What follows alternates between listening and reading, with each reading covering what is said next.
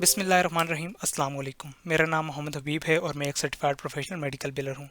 जैसा कि मैंने आपको बताया था कि मैंने अपना ये चैनल शुरू किया है उन तमाम दोस्तों के लिए जो कि मेडिकल बिलिंग की फ़ील्ड में आना चाहते हैं और इस फील्ड को ज्वाइन करना चाहते हैं। तो अपने इस चैनल के ज़रिए मैं आपको बिल्कुल बेसिक से पूरा मेडिकल बिलिंग प्रोसेस समझाऊंगा कि मेडिकल बिलिंग प्रोसेस होता क्या है और ये काम कैसे करता है। जैसा कि हमने अपनी पहली कुछ वीडियोज़ में देखा कि मेडिकल बिलिंग होती क्या है, ये काम कैसे करती है, इसकी टाइप्स कौन कौन सी है। आज का हमारा टॉपिक बहुत इंपॉर्टेंट है। इसमें मैं आपको पूरे मेडिकल बिलिंग प्रोसेस में यूज़ होने वाली कुछ इंपॉर्टेंट बेसिक टर्म्स बताऊंगा जो कि आने वाले लेक्चर्स में रिपीट होंगी। अभी ये तमाम टर्मिनोलॉजी बताने का मकसद ये है कि जब हम वो तमाम चीज़ें रिपीट करेंगे तो आपको उनका आइडिया होगा कि वो क्या क्या होती हैं। इनमें कुछ ऐसी टर्मिनोलॉजीज हैं जिन पे पूरी पूरी डिटेल वीडियो बन सकती है और वो मैं आगे जाके बनाऊंगा। लेकिन अभी आपको बताने का, जैसे कि मैंने बताया, मकसद ये है कि जब हम वो तमाम चीज़ें रिपीट करेंगे तो वो आपको आइडिया होगा, आपके माइंड में कोई उनके बारे में चीज़ होगी कि ये एक्चुअल में होती क्या है। तो चलिए स्टार्ट करते हैं। कुछ इंपॉर्टेंट टर्म्स जैसा कि सुपर बिल्स। जब कोई भी पेशेंट डॉक्टर के क्लिनिक में विज़िट करता है, उसके चले जाने के बाद डॉक्टर एक बिल बनाता है कि ये पेशेंट किस डेट को आया, इस पेशेंट को डिजीज़ कौन कौन सी थी और इस पेशेंट पे कौन कौन सी सर्विसेज परफॉर्म हुई। फॉर एग्जांपल एक पेशेंट आया, उसको फ्लू था या उसके सर में दर्द था, तो उसके लिए डॉक्टर ने उसका ब्लड प्रेशर वगैरह चेक किया और इस तरह उस पर जो टाइम स्पेंड हुआ उन तमाम सर्विसेज के लिए, उन तमाम डिजीज़ के लिए वो एक बिल बनाएगा, उसको हम सुपर बिल कहते हैं। इस तरह डे शीट होती है। इसमें डॉक्टर डेली का जितने भी पेशेंट्स आते हैं उनकी, उनसे जो पेमेंट कलेक्ट हुई, उन पे जो पेमेंट उनकी पेंडिंग है, वो तमाम डिटेल्स उस पे मेंशन होती हैं और वो डॉक्टर ऑफिस बिलर को भेजते हैं। बिलर के लिए बहुत हेल्पफुल होता है फॉलोअप करना पेशेंट के साथ। अगर किसी पेशेंट का आउटस्टैंडिंग बैलेंस है पेशेंट के एंड पे, या फिर कोई पेमेंट पेशेंट से कलेक्ट करनी है, तो वो तमाम चीज़ें डे शीट पे मेंशन होती हैं। तो मेडिकल बिलर के लिए इजी होता है पेशेंट से फॉलोअप करना और वो पेमेंट कलेक्ट करना। इस तरह वीओबीज होती हैं। जब मैंने आपको बताया था कि कोई भी पेशेंट अपॉइंटमेंट बुक करता है तो अपनी इंश्योरेंस की डिटेल देता है, तो वो तमाम इंश्योरेंस की डिटेल डॉक्टर ऑफिस मेडिकल बिलर को भेजते हैं और उसका ये काम होता है कि वेरीफाई करना कि वो पेशेंट उस इंश्योरेंस के साथ एक्टिव है या नहीं, उसकी वो पॉलिसी एक्सपायर तो नहीं हो गई, उसके प्रीमियम्स वगैरह पेंडिंग तो नहीं है, और वो जो सर्विसेज, जिन सर्विसेज के लिए वो डॉक्टर के पास आ रहा है, वो सर्विसेज वो इंश्योरेंस कवर करेगी या नहीं। ये तमाम चीज़ें वेरिफिकेशन ऑफ बेनिफिट्स में आ जाती हैं। उसके अलावा इसके ऑथराइजेशंस वगैरह तो नहीं चाहिए, वो मैं आगे अब चल के आपको बताता हूँ कि ऑथराइजेशन क्या होती है। इस तरह कवरेज हो गई। कवरेज कोई भी पेशेंट है, उसकी इंश्योरेंस है, तो कवरेज बेसिकली ये होती है कि उसकी उस इंश्योरेंस के साथ वो एक्टिव है या नहीं, उसकी वो इंश्योरेंस एक्सपायर तो नहीं होगी, इसको कवरेज कहा जाता है। उसके बाद आ गई पॉलिसी। पॉलिसी आ गई इंश्योरेंस, जो भी उसकी इंश्योरेंस है। फॉर एग्जांपल एक पेशेंट है, उसके पास यूएसए की कमर्शियल इंश्योरेंस है, ब्लू क्रॉस ब्लू शील्ड या यूनाइटेड हेल्थ केयर, तो वो उसकी पॉलिसी कहलाएगी। पॉलिसी टर्म यूज़ होती है इंश्योरेंस के लिए। इस तरह क्लेम, जब डॉक्टर ऑफिस से हमें तमाम चीज़ें रिसीव हो जाती हैं कि कौन कौन सी उसको डिजीज़ थी, कौन कौन सी उस पर प्रोसीजर परफॉर्म हुए, तो हमारा कोडिंग डिपार्टमेंट उन तमाम डिजीज़ को डायग्नोसिस कोड्स में कन्वर्ट करता है और उन तमाम सर्विसेज जो परफॉर्म हुई उनको प्रोसीजर कोड्स में कन्वर्ट करता है और वो आगे नेक्स्ट चार्ज सबमिशन के लिए मेडिकल बिलर को भेजता है। और मेडिकल बिलर उसके बाद तो वो तमाम डिटेल्स सॉफ्टवेयर, मेडिकल बिलिंग का जो सॉफ्टवेयर होता है उसमें एंटर करता है और एक पूरा प्रॉपर क्लेम क्रिएट करता है। उस क्लेम में पेशेंट इन्फॉर्मेशन, डॉक्टर की इन्फॉर्मेशन, कौन कौन सी सर्विसेज परफॉर्म हुई, किस डेट को हुई, वो तमाम डिटेल्स मेंशन होती है, उसको हम एक क्लेम बोलते हैं। अच्छा, उसके बाद आ गई कोपे। कोपे होती है जब कोई भी पेशेंट या कोई भी शख्स यूएस में कोई भी प्लान खरीदता है, कोई भी इंश्योरेंस लेता है, उसके लिए उसको उसके प्लान के अकॉर्डिंग बताया जाता है कि जब भी आप डॉक्टर ऑफिस विज़िट करेंगे तो आपको इतनी अमाउंट फिक्स देनी पड़ेगी हर विज़िट के लिए।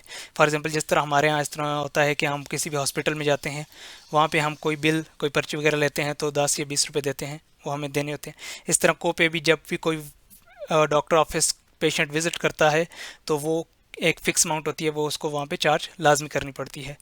और ये अगर किसी स्पेशलिस्ट के पास जाता है तो उसके लिए हो सकता है हाई अमाउंट हो, किसी अपने लोकल डॉक्टर के पास जाता है तो उसके लिए हो सकता है वो कम हो। इस तरह को इंश्योरेंस होती है। को इंश्योरेंस बताने से पहले मैं आपको बताऊंगा डिडक्टिबल क्या होते हैं, फिर हम को इंश्योरेंस पे जाएंगे। अच्छा, डिडक्टिबल ये होता है कि जब कोई भी पेशेंट कोई भी प्लान ख़रीदता है तो इंश्योरेंस उसको बताती है कि स्टार्ट में आपका 1000 डिडक्टिबल होगा, अब डिडक्टिबल बेसिकली होता ये है कि इंश्योरेंस कहती है कि पहले 1000 आपको खुद पे करना पड़ेगा। आप डॉक्टर ऑफिस जाएंगे, आपका जो विजिट, आपका जो चेकअप होगा फॉर एग्जांपल, उसकी $100 फ़ी बनती है। तो जब भी वो क्लेम डॉक्टर इंश्योरेंस को भेजेगा तो इंश्योरेंस वो डिडक्टिबल में प्रोसेस कर देगी कि वो पेशेंट पे खुद पे करेगा। इस तरह पेशेंट की, जब वो patient for example first visit के लिए $100 दिया, सेकंड के लिए 200, इस तरह करते करते जब 1000 मेट हो गया, वो डिडक्टिबल उसका मेट हो गया, उसके बाद इंश्योरेंस पे करना स्टार्ट करती है। और जब इंश्योरेंस पे करना स्टार्ट करती है तो फिर भी इंश्योरेंस फुल अमाउंट पे नहीं करती है। उसमें कुछ परसेंटेज होती है कि फॉर एग्जांपल 80-20 यूजुअली होती है। 80% जितना भी उसका बिल बनेगा उसमें 80% इंश्योरेंस पे करेगी और रिमेनिंग 20% पेशेंट पे करेगा। तो इसको को इंश्योरेंस बोलते हैं। वो जो पेशेंट की एंड पे होता है 20%, उसको को इंश्योरेंस बोलते हैं। और ये तमाम चीज़ें पेशेंट को पॉलिसी लेते वक्त क्लियर कर दी जाती हैं कि आपका इतना को पे होगा, इतना आपका डिडक्टिबल होगा और इतना आपकी को इंश्योरेंस होगी। उसके बाद होती है एक आउट ऑफ पॉकेट मैक्सिमम। ये 1 ईयर की होती है। फॉर एग्जांपल एक पेशेंट प्लान खरीदता है, उसमें इंश्योरेंस उसको बताती है कि आपके आउट ऑफ पॉकेट मैक्सिमम है $10,000। अब $10,000, अब पेशेंट ने अपने डे विजिट्स जाता रहा, कोपे देता रहा, वो कोपे उसके काउंट होते रहेंगे, प्लस उसका डिडक्टिबल जो था वो भी काउंट होगा, प्लस जो हर विजिट के साथ उसकी इंश्योरेंस पे करती थी, उसके को इंश्योरेंस कुछ उसके एंड पे छोड़ती थी, वो जो देता रहा।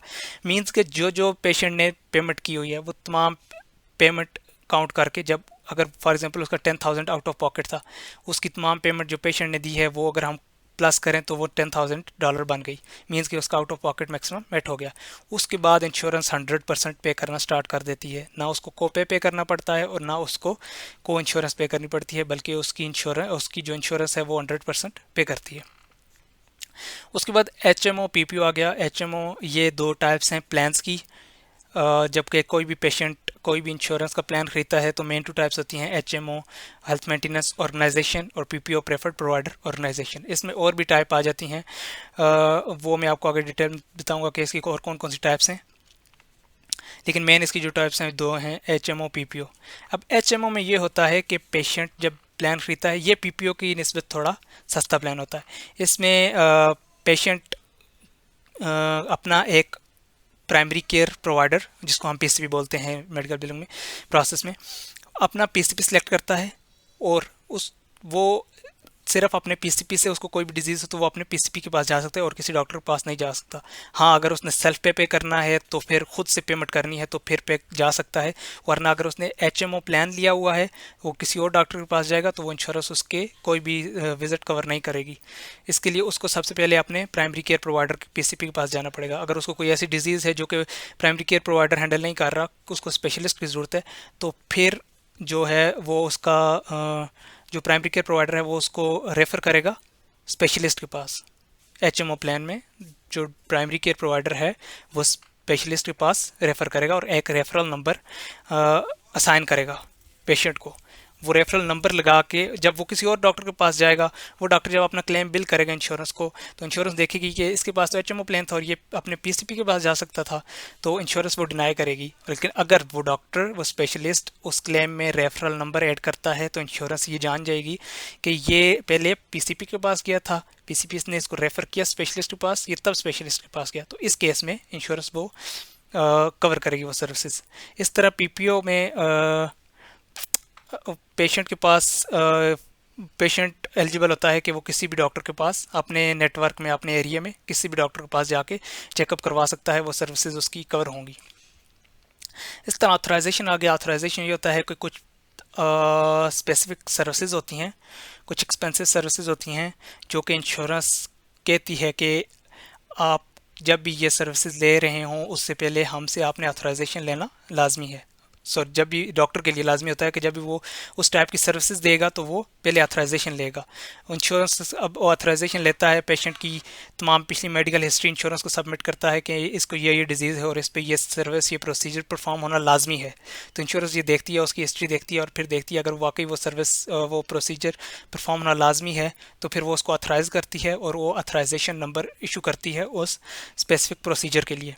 और जब वो डॉक्टर वो क्लेम इंश्योरेंस को सबमिट करता है, ये मेडिकल बिलर के थ्रू करवाता है, तो वो ऑथराइजेशन नंबर उस क्लेम में होना लाजमी है, वरना वो इंश्योरेंस क्लेम पे नहीं करती है। इस रेफरल मैंने आपको बता दिया। उसके बाद NPI होता है नेशनल प्रोवाइडर आइडेंटिटी नंबर। ये यूएस की गवर्नमेंट इशू करती है हर डॉक्टर को। जब भी कोई डॉक्टर रजिस्टर होता है तो उसको गवर्नमेंट की तरफ से national provider identity number issue होता है। इस तरह टैक्स आईडी नंबर होता है। टैक्स आईडी नंबर आपका जिस तरह हमारे यहाँ इनकम टैक्स का डिपार्टमेंट है, यूएसए में होता है आईआरएस का डिपार्टमेंट, जो कि उसके तमाम टैक्स पेमेंट को, तमाम ये चीज़ें हैंडल कर रहा होता है और वो इशू करता है टैक्स आईडी नंबर प्रोवाइडर को। इसमें बेसिकली एक 9 डिजिट का नंबर होता है, एनपीआई 10 डिजिट का होता है, टैक्स आईडी 9 डिजिट का एक नंबर होता है जो कि आईआरएस इशू करता है। और ये तमाम उसके टैक्स पेमेंट, ये तमाम चीज़ें ट्रैक करने के लिए यूज़ किया जाता है। उसके बाद हो गया P10 number, provider transaction access number. ये जब भी कोई प्रोवाइडर मेडिकेयर इंश्योरेंस के साथ एनरोल होता है तो वो इंश्योरेंस उसको एक आइडेंटिटी नंबर है वो इशू करती है, इसको हम P10 नंबर बोलते हैं। ये मेडिकेयर इशू करती है प्रोवाइडर को, डॉक्टर को। अच्छा, उसके बाद पॉलिसी नंबर या member ID number. Policy number, जब कोई भी पेशेंट कोई भी इंश्योरेंस खरीदता है तो इंश्योरेंस उसको एक स्पेसिफिक पॉलिसी नंबर इशू करती है, एक कार्ड इशू करती है, उस पर उसका पॉलिसी नंबर मेंशन होता है। और जब भी हम ये डॉक्टर क्लेम भेजता है इंश्योरेंस को तो वो क्लेम में भी ये डिटेल मेंशन करता है पेशेंट पॉलिसी नंबर। उसके बाद आ गया सब्सक्राइबर और इंश्योर्ड। सब्सक्राइबर या इंश्योर्ड वो होता है जो कि पॉलिसी ख़रीदता है, जो कि अच्छा कुछ पॉलिसी ऐसी होती हैं जिनमें फैमिली मेम्बर भी कवर्ड होते हैं। फॉर एग्जांपल किसी शख्स ने कोई प्लान ख़रीदा, उसका फैमिली मेम्बर भी उसमें कवर हो गया, तो जब वो क्लेम सबमिट करते हैं तो उसमें ये डिटेल मेंशन होती है कि इसका सब्सक्राइबर कौन है, मींस कि ये प्लान ख़रीदा किसने हुआ है और जो जिसने सर्विसेज ली हैं, जो पेशेंट है वो सब्सक्राइबर खुद है या फिर उसका फैमिली मेम्बर है, उसका रिलेशन क्या है, ये तमाम डिटेल्स क्लेम फॉर्म में मेंशन होती हैं। इस तरह एक टर्म यूज़ की जाती है मेडिकल बिलिंग प्रोसेस में डीओएस, जिसको जो यूज़ होती है डेट ऑफ सर्विस के लिए। इस तरह डेट ऑफ सर्विस के किस दिन को सर्विस परफॉर्म हुई, किस डेट को हुई, वो डेट होती है। इस तरह पीओएस होती है प्लेस ऑफ सर्विस, के वो कहाँ पे सर्विस परफॉर्म हुई है, कि वो हॉस्पिटल में हुई, उसके लिए एक कोड होता है। उसके अलावा या फिर क्लिनिक में हुई, उसके लिए एक कोड होता है। या कि पेशेंट घर पे था और डॉक्टर ने घर पे आके पेशेंट का चेक किया, उसके लिए अलग कोड होता है, वो आगे आके मैं आपको डिटेल बताऊंगा। उसको हम प्लेस ऑफ सर्विस बोलते हैं, ये कोड्स होते हैं। इस तरह टाइप ऑफ सर्विस होती है टीओएस। टाइप ऑफ सर्विस ये होती है कि किस टाइप का उसका विजिट था, उसने कोई सर्जरी करवानी थी, उसका कोई मेडिकल का था, या फिर उसके कोई लैब का टेस्ट वगैरह थे, उन तमाम को टाइप ऑफ सर्विस बोला जाता है। ये भी कोड्स होते हैं, 1 to 5 होते हैं आई थिंक। अच्छा, उसके बाद आ गया आईसीडी या डीएक्स। आईसीडी या डीएक्स, ये तमाम डिजीज़ होती हैं, जो भी डिजीज़ होती हैं उनको जब कोड्स में कन्वर्ट किया जाता है तो उसको आईसीडी बोलते हैं। आईसीडी पहले जो वेरिएंट चल रहा था वो था आईसीडी 9, उसमें अबाउट 13,000 डायग्नोसिस कोड्स थे, मींस की डिजीज़ थी, और वो 2015 में एक्सपायर हो गया था। उसके बाद से आईसीडी 10 चल रहा है जिसमें 73,000 प्लस डिजीज़ मेंशन है। और आईसीडी के तमाम जितनी भी डिजीज़ हैं जो भी है ये तमाम कंट्रोल कर रहा होता है जो है WHO, वर्ल्ड हेल्थ ऑर्गेनाइजेशन, वो ये तमाम चीज़ें हैंडल कर रहा होता है। आईसीडीज़ जो अगर कोई न्यू आता है जो भी है वो तमाम चीज़ें वर्ल्ड हेल्थ ऑर्गेनाइजेशन इसकी हैंडल कर रही होती है। इस तरह सीपीटी कोड्स होते हैं, करंट प्रोसीजर टर्मिनोलॉजी। ये सीपीटी कोड्स या प्रोसीजर कोड्स वो होती हैं, वो सर्विसेज होती हैं जो कि डॉक्टर परफॉर्म करता है। फॉर एग्जांपल किसी भी पेशेंट का कोई इशू था, फ्लू था, उसके सर में दर्द था, वो आया डॉक्टर चेक करवाने, डॉक्टर ने उसका ब्लड प्रेशर चेक किया या कोई और सर्विस परफॉर्म की। अब जो उसने चेक किया, जो सर्विस परफॉर्म की, उसको हम प्रोसीजर या सीपीटी बोलते हैं। और जब कोडिंग डिपार्टमेंट के पास जाता है तो वो डिस्क्रिप्शन जो लिखी होती है कि ये सर्विस परफॉर्म हुई, उसको कन्वर्ट करता है कोड में। ये 5 डिजिट का कोड होता है, न्यूमेरिक भी होते हैं और अल्फ़ा न्यूमेरिक भी होते हैं, उसको हम सीपीटी कोड या प्रोसीजर कोड बोलते हैं। उसके अलावा आ गया हैकपैक्स, ये भी प्रोसीजर कोड्स ही होते हैं बेसिकली। ये अल्फ़ा न्यूमेरिक होते हैं और इनमें नॉन फिजिशनल सर्विसेज होती हैं। फॉर एग्जांपल उसकी एम्बुलेंस की सर्विस आ गई, उसकी ड्रग्स की सर्विस आ गई, वो तमाम जो भी सर्विसेज होती हैं उनको हैकपैक्स बोला जाता है। ये अल्फ़ा न्यूमेरिक होते हैं मोस्टली। इनके अलावा भी अभी काफ़ी टर्म्स रहती हैं जो कि मेडिकल बिलिंग में प्रोसेस में बहुत ज़्यादा कॉमन यूज़ होती हैं। क्योंकि वीडियो काफ़ी लेंथी हो जाएगी तो जितनी भी रिमेनिंग टर्म्स हैं वो हम नेक्स्ट वीडियो में डिस्कस करेंगे। इसके रिलेटेड किसी का भी कोई क्वेश्चन हो तो आप कमेंट बॉक्स में पूछ सकते हैं। वीडियो अच्छी और इन्फॉर्मेटिव लगी हो तो लाइक, शेयर और कमेंट ज़रूर कीजिएगा। मिलते हैं नेक्स्ट वीडियो में, तब तक के लिए अल्लाह हाफिज़।